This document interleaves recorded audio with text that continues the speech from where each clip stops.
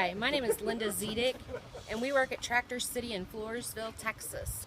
We were called out and challenged by Bree Goodlow with Bandera Electric Co-op to take the ALS Ice Bucket Challenge.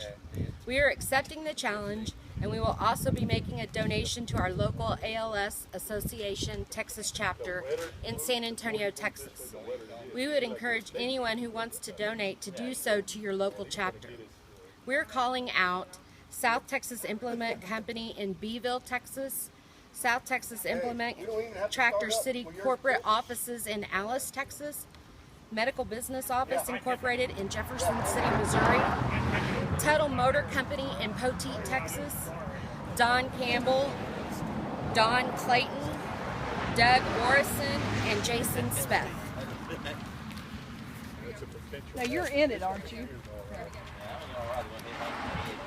Oh, we don't have to. Do it! What if this doesn't work? You ready to get started? One shot. All right. Ready? Ready. 1, 2, 3.